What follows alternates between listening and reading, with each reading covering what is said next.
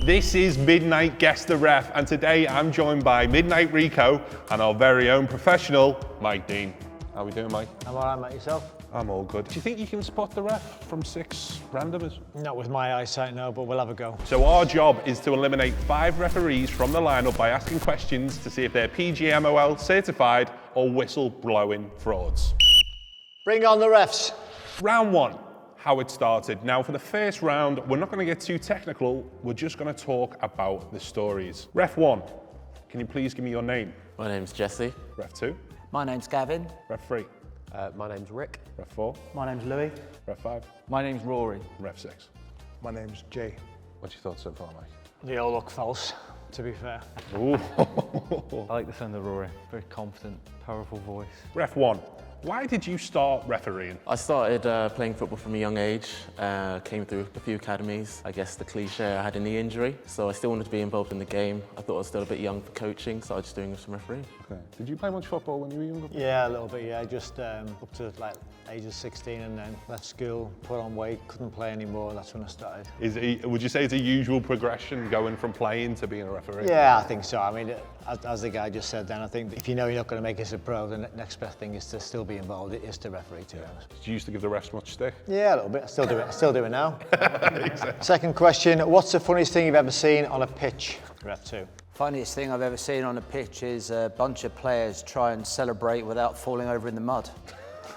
Ref number 3, what's the weirdest thing that someone said to you mid-game? I think we were playing on a pitch that was quite a long way from the changing rooms, one of these huge fields with about 15 pitches on it, and he needed to go for a number 2 quite urgently, and I didn't let him because there was only 5 minutes to go. So I thought Was that a Gary Lineker situation, or? He actually didn't make it to the changing room afterwards. He went behind a hedge, thinking that we couldn't see him. Now, ref number 4. Who kicks off more, players or managers? I think it depends on the situation. I've had both be kicking off quite a lot. I like dealing with the managers more because they seem to be, dependent on the situation again, a little bit easier to deal with in some cases. Players just, when they're in your ear all the time, it just drives me a little bit balmy. Yeah, players or managers? Managers. Yeah. Definitely managers. I had a couple of run-ins. Yeah. Who was the worst? 1 or 2. 1 or 2. Question 5 for Ref 5. What's the strangest thing you've ever seen someone bring to a match? Well, I don't know, this is back in Newport. For some reason, there was a Hindu that came to watch one of the matches, and they brought an inflatable body item with them, should we say. And that was kind of floating around amongst the audience while the match was going on. A bit distracting. He said watch. He didn't say ref. Yeah. So when did you get into refereeing? Uni. So yeah, I wasn't really very good at football in school, gave it a go, and then by the time I got to uni, I still wanted to play, but I tried joining teams in Cardiff, didn't get into any of them, but there was refereeing available, so gave it a go. Analytical, quite fit as well, so that was the basic requirement really. Okay. Final referee then. What do people assume about referees that you think is completely wrong? I think people assume that referees aren't friendly at all. They're literally just robots. I think people assume that referees are gonna be how they are on the pitch, off the pitch. You have to be authoritative on the pitch and implement rules, but it doesn't mean that you're gonna be that same person day to day. Have you got any thoughts already who else you want? Who do you think the weakest in this lineup is so far? I'm looking at 5, I think, just because the watching thing. I'm thinking 5 or 6. Yeah, I was feeling 6 there. Let's all make a vote. I'm going to vote off number 5. I'll vote off number 6. I'll vote off number 6. Okay, by process of elimination. Number 6. Mike, will you do the honours? He's off. I think we made the right decision there. I don't think we messed up. Hopefully not. First one we get wrong. Okay, let's move on to round 2 now. In this round, we're going to be talking about the worst moments, mistakes and pressures within a game. Bit more story-based, hopefully get some juicy stuff. We're going to start off at the other end. We're going to go with number 5 now. Number 5, what's the worst match you've ever officiated? Newport County versus Cardiff. Massive fight at the start, literally before the match even began. Trying to calm it down, and the match just didn't go well. Yeah, what competition was that? It was only mine, it was a friendly. Okay, and it kicked off? Kicked off. In the tunnel or on the pitch? No, before, in the car park. In the car park? Yeah. I thought they would have had separate car parks, wouldn't you? I would have thought so, but knowing how Newport set out, I know there's only 1 car park. You've been there before? Many times, yeah. Why don't you ask a couple of questions about the stadium? So whereabouts is the changing rooms then at the stadium? Down the back behind the left of the pub. What were we saying, Mike? I don't know where the pub is, to be perfectly honest. My next question will be to referee number 4. Have you ever sent somebody off and instantly regretted it? And if so, why did you regret it? Yeah, it was right at the start of when I was doing things. I was about 17, and it was like I think it was an under 14s cup final. Under 14. And I was a little bit. Listen, I was a little Can't bit send trigger off happy. kids. Okay. You can't send off kids. I'm not going to deny it. I was a little bit trigger happy, and he went through the back of him, and I had to do it because I was like, I kind of want to stamp it out a little bit, and then the kid started crying on the pitch, and I felt really bad. Rules are rules, not my fault. Do you have his mum or dad there or anything? Not my problem. They're not on the pitch, are they? If they've got to go, they've got to go, surely. Yes, they are, but if it's a fan and he's 14, I think it's a bit tight. I think a man of your stature would have been able to manage the situation a little bit better, I think. Probably, yeah. I was a young lad. Have you managed many, like, under sort of... Yeah, when I first started, you used to always start off with under 11s up to under 16s, and the rule of thumb is if you can keep them on the pitch, keep them on the pitch, because if you send them off, they just go to pieces, they start crying on the pitch, and you do feel awful. Yeah. You do feel There's awful. probably a few players in the Premier League who do that though as well. They would do now, yeah. They would do now. Ref number 3. What's the angriest someone's ever been with you, and why? I sent a player off for a two-footed tackle. It was the reddest red I have ever seen on a pitch, and he basically just lost his head, raging, almost eyes facing in a different direction to one another, screaming in my face, calling me everything under the sun, and threatened to punch my lights out in the car park afterwards. Oh my God. Completely lost it, went off the pitch, damn near put his foot through the changing room door. It wasn't in Newport, was it? This car park's dangerous, you know. It was next to the pub. It was next to the pub. Next to the pub, yeah. Okay, we'll go for number 2. What's the worst decision that you've ever made? The worst decision I ever made was not sending off somebody that punched somebody else. Oh. A punch? Yeah, should have sent him off and I didn't. I was too nice. What, like, we're going to need some context. Last minute of the game, 3-0, they were losing. I was kind, no good. When it comes to situations like that, I mean, you'll know better than me. When it comes to situations like that and someone's getting heavily beat, is it almost like you don't want to add insult to injury in those situations? Yeah, you don't want to, but you've still got to carry on and referee the game properly, because if you've got an assessor watching you, don't send him off, then that just kills you for the rest of your season. What level was this? Oh, very beginning when I was junior, but I learned the lesson then that you've got to do your job. It was something I regretted for a long time afterwards. He does sound quite sincere when he says that, honestly. So referee number 1, what's the worst match you've ever officiated and why? Worst match? It was probably like early on in my career, just the standard was poor. It was under 12s. Obviously they're young kids, but still, it was just mostly chasing each other, not chasing the ball. So just from a purely football perspective, obviously I said I played football growing up, played centre mid. I'm a purist, Pep Guardiola football. So yeah, the standard was just, it was almost like they were playing just tag. Mate, the 12, you can't expect gag impressions from a 12. It can happen though, because when you're doing under 12s, the ball gets kicked to the corner and everyone will run, and like, the only people that won't run were the 2 goalkeepers. I'm still thinking number 5. Number 5 is, I don't know, 5 or 1 for me. Sorry, Pep, I expected Guardiola football from 12-year-olds. Yeah, I know, that's what I'm thinking. I think 1's ref ideal. You think 1's a ref? I do, yeah, I do, yeah. Just first round, I think it just sounds, but it might be different the longer we go on, but I'm thinking 3. Yeah. But I kind of get where you come on from 5, because he's got stuff right with certain positions in the stadium where the dressing room is, but he could just go to watching and seeing the game, so. I feel like 1, your worst game would be more likely to be something you can't control, like something like a fight's happened or a terrible challenge, but to say the quality of the game, surely that's not going to be your worst. Yeah, like the one for me on 1. Sorry, I feel bad speaking about this, but Yeah, we're just rinsing them. you might be bloody refs. For me, it's 5. Gotta be 5 I'm then. so sorry. I'm so sorry if you nearly got in a fight in the car park, but I'm going to vote for number 5 to be removed. I'm happy with that then. Okay, yeah, 5. Happy. Sorry, mate. He's off. Now on to round 3, where we'll be going into the ref basics. We're going to mix in a few stories with a bit of trivia from our man Mike. Mike, you want to take it away? Yeah, to start, we'll go a bit of basic ref knowledge, Ray, for referee number 1. Can you be offside directly from a throw-in? No. Why don't you ask one to every single one? Yeah, is that the same answer for everybody? 2? Yep. 3? Same answer. 4, yeah. Pretty straightforward, to be honest with you. Couldn't catch him out on that one. Can you be offside directly from a goal kick? Number 4, please. No, you can't. Took a minute there. Seems so sure. No. Same answer. Yeah, you can't be. From a goal kick, where would you position yourself as a referee? I'd like to be in the centre of the pitch just so I can see everything. Would you be Centre of the pitch, in yeah. front or behind the midfielders? Maybe just a bit behind. Is that right?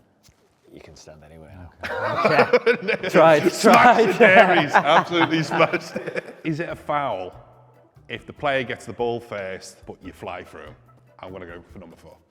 Well, it depends on the situation. Even if you do win the ball, it can still be a foul if it is quite an aggressive tackle, and obviously other factors as well. Yeah, it depends on how aggressive the tackle is. If you've gone flying in, barreling in to take everything, you get the ball and clean the man out as well. Everyone else is going to copy, so we might as well start that one there as well. Number 4, what's the difference between passionate and trying to bully the ref? Where's the line?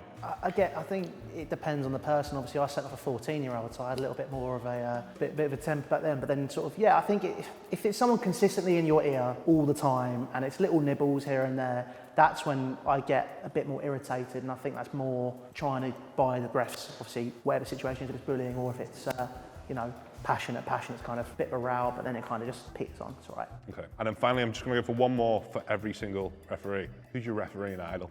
Graham Barber, because I grew up with him, so he worked with my dad, and then I met him a few times. Could be, yeah. Whereabouts is Graham from? Graham's from Hertfordshire. Whereabouts? I don't know that, but I only met a few times I was growing up. Roger Milford, first referee I came across when I was a kid, probably late 80s, early 90s. He was the guy that I first remember just like knowing the name of. Actually, he's a ref rather than just being the ref. So yeah, him. Number 2? Probably Keith Hackett, who was a high-profile referee in the early 80s, did the 81 Cup final, and I think he was at the 88 Euros. He was on the telly and appeared to do really well, so I liked what he was doing. And number 1? I'd say, obviously growing up playing pairs in FIFA, Pierluigi, the Italian referee, he obviously is quite famous, so I'd say. And none of you said Mike Dean. Well, you've got to be careful, because if one of them said me, they would not got voted off, you see. So now, now they're all in trouble. I've just got one more question. This is basically for all of you. And rather than you answer separately, you can all answer at the same time. We'll say 3, 2, 1. By raising your hand or doing so. Okay. So there's 2 differences. All I would say to you is, on my count of 3, what's the difference between an indirect free kick and a direct free kick? Can you score direct from an indirect free kick? Raise your hand if you think you can. Okay. Referee number 4, what's the difference between a direct kick and an indirect free kick then? Well, indirect free kick, because you can't score from, and indirect's usually in the box. So that's something where the referee obviously gives it in the situation, which you can't obviously score direct from. We've got them. No further questions.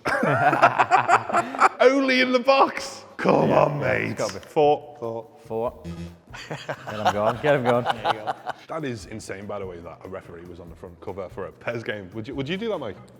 Jump on the front of FIFA? If the price was right, why not? Now we're on to round 4, which is proper refs only. This is going to be pure trivia. None of this, I'm going to copy what he says. Everyone gets their own question and answer, and this is stuff that I don't even know some of it. Like, no. How's your refereeing, Reece? I know you've got your Well, I've level got 1. my first badge for refereeing, so if Mike needs any assistance, he can give me a shout. Yeah. But we're trusting Mike here. Let's jump straight in. Take it away, Reece. A penalty hits the post and it comes back out to the penalty taker. Can they score or can they not? We'll start with ref number 3. No, they can't. Okay. Why? Basically, it has to touch another player before they can play it again. And if it hits the post, comes straight back out, it's come straight back to him. In the rules, Okay. Can't And then play what happens if he kicks it? it's a free kick to the defending team at the spot where he attempted to play it from. Direct free kicker. Sorry? Direct free kick is the kicking. Because you're just going to launch it, yeah. No, it's not. It's indirect. Okay. I didn't even hear what you just said about a free kick. I just thought he was going to launch it up the other end of the pitch, yeah. Okay. Number 2. A penalty is missed, but both teams encroach. What happens next? Retake. Why would it be a retake if both teams are encroached? Because the penalty is to the advantage of the attacking team. If both teams have encroached, then both teams are then guilty of committing the same offence, but the advantage is still with the team who's been offended against by the original foul, so you take the defensive encroachment as the senior of the 2, retake. Not a bad shout, not a bad answer, that, to be fair. A lot of detail into that one. Probably got it written down his arm there. Yeah. There's a smartwatch there. For referee number 1, a penalty is missed, but a defender encroaches early. What's the decision if the penalty is missed? I'll retake again because they've encroached. Even though it's missed? Yeah. Okay, I'm going to go straight back to you, ref 1. Can a player get 2 separate yellows after the full-time whistle? No, it would just be yellow and then a red card. Yeah, but can he get a yellow and then another yellow after the whistle? No. No, he can't. No. Referee number 2 again. A player scores, takes his shirt off, what happens? Well, the restart, because it's a goal, the restart is a kick-off, but it's against the law to take your shirt off in celebration. So the player that takes their shirt off gets a yellow card for unsporting behaviour. No problem. Cheers. The keeper is off his line early from a penalty kick. What happens? Number 3. If it's scored, goal stands. If he comes off his line, if he comes forward and makes a save, coming off his line too early, coming forward, then it's a retake unless his foot is on the line or a body part is on the line. All right, before we do this, who do you think looks most like a ref? I think they all look like a ref. They all look like refs. But who talks like a ref? I think 2 talks like a ref. He's given us some very good details so far. I personally, I like, just because there was a couple of answers there that direct free kick. I know you didn't hear me or whatever, but I just think for me, I'm going to have to vote for you as our fake ref. What about yourself? No, I think it's 1. You think 1's a fake? Yeah, 1. He's had it in for me from the start. Yeah. Only because of that. Because he said you can't and you can. Oh, God, yeah, you said you can't. Yeah, sorry, yeah, 1. You've been dismissed. Sorry, number 1. Okay, now we're on to the final round, where it's ref versus ref. What I'm going to ask you both to do, I'm going to give you a minute each, and I'm going to ask you to tell me and tell Mike and tell Reese, why are you a referee? Why are you a referee, and why is the person next to you an absolute fraud? Okay? I'm going to give you a minute each. Would any of you like to nominate yourself to go first? Ooh. You seem all right for going first, so we'll go with you first. 3, 2, 1, go. I am a ref because I played a lot of football when I was young. Got very annoyed with referees being rubbish, basically, and I thought I could do better. So I decided to become a referee. I did my local courses, local badges. I like to think that I was right. I could do better, and because I played the game, I now know how things go on the pitch. As a former player, I've stopped playing now. I know how things go on the pitch. I can spot when something's accidental, something's a slip, but I also know where the rules of the game are. So that's why I became a referee. That's why I am a referee. That's why I enjoy being a referee. And I play a lot, watch a lot, ref a lot, criticise refs a lot, just so I can be the best ref that I can be. Okay. That's basically it. Ref 2, 3, 2, 1, take it away. Well, I started refereeing at the age of 14. It was just an extension of my overall love for the game. And it also meant I didn't have to get a Saturday job pushing trolleys around a supermarket. It meant I could do something I really liked on a Saturday. When I smashed my knee age 17, that was the end of my playing career, so my football refereeing got quite serious. And in my 20s and 30s, it became everything I did. I had a really, really good time. I learned the laws of the game, not the rules of the game. And I made sure that I applied them as well as I possibly could. I got to the heights I possibly could. I did my absolute best, and I have no regrets of doing it. I am a real referee, and I still am a real referee. I now coach other referees who are younger than me and in the beginning of their career. It is absolutely brilliant to see them coming through the ranks and getting to unlock their talent and have a wonderful time on the field of play. Football must have referees. You can have 22 players, all the supporters, but the one person that needs to be there is the referee. Without the ref, there's no game. And it's great to have been part of it in the way that I have. Okay. Now, one more question. I want an answer from each of you. What did you think of Mike Dean's officiating? Honest. I'll be honest, before I started refereeing, so I've only been doing it the last 10 years or so, sorry Mike, I wasn't a fan of most referees, but since I've become a ref myself, I have appreciated what you do and what the other referees do. So I can stand in front of you and smile now. Yeah, good answer. Ref number 2. To have got to the Premier League, the select group, I tried my best, I didn't do it. To have got to that level in itself is an achievement. To have then stayed there for the length of time you stayed there is a mega achievement. To have officiated the games and been at that standard is just impossibly brilliant. You know, you'll do it for me, mate. Do you want to keep going? Keep Right, I think keep talking. I like the sound of that. So. I think we're ready to make our decision. So, Reese, we'll start with you. I was leaning towards 1 because, you know, you remember when you become a ref, you remember when you ended your playing career and why, but is it too scripted? Yeah, I thought when referee 2 started, it was too scripted. It was like practice saying what he was going to say. But the longer he was talking, the more it sounded better because he used select group, he used specific things. You know, he kind of more switched on. So I kind of got swayed towards the end of it, if I'm being perfectly honest with you. Referee 3 is my vote. He's my ref. Do you know what? I'll go for number 2. I'll go for number 2. So, Mike, you can make the final decision. Who is the referee? It's on you. 2. 2. So you're going for Gavin as your ref? Yeah. Can we please bring in the rest of the referees? Right. It's decision time. we're going to find out who is our real referee. Could the rear referee please stand forward? Ooh, ooh, ooh, ooh. Yes! Got it. We got it! Well in, mate, you smashed it there. Has anyone else refereed a game before, maybe in lower league or anything like that? I did a bit. A little bit, but nothing professional. Basically, I broke my ankle when I was playing when I was 21, and I missed a year of playing, and I thought becoming a ref would just help me get back in the game and a bit of fitness and things like that. And some of what I said was true. I did get a bit more appreciation for what. And then Louis. I actually did send the 14-year-old. Oh my God.